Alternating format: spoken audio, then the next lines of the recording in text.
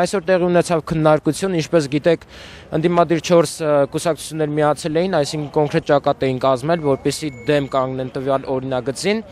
Սակայն Հանրապետական կուսակցությունը, այսինքն կառավարությունը մասնավորապես մի քանի ձայների տարբերությամբ նորից ընդունել տվեց օրինագիծը, մենք չենք պատրաստվում ընկրկել, պայքարել ենք մինչև վերջ, քանի որ տվյալ օրինագիծը ոչ միայն հակասահմանադրական է, այսինքն դեմ է սահմանադրությանը, այլ ժողովուրդը ինքը գիտակցում է, որ տվյալ օրինագիծը դեմ է իր շահերին։ Նախատեսված էր հուլիսի 1-ից պետք է հանրապետությունում գործեին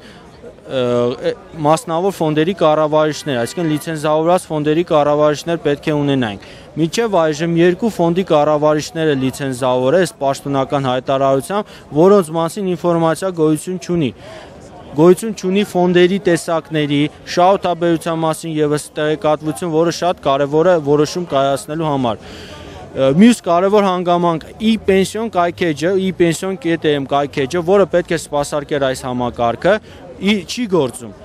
Այսինքն ես քաղաքացի, եթե ցանկություն ունեմ մտնեմ իմանամ իմ հաշվի վրա ինչքան գումար պետք կա, ես պետք է այդ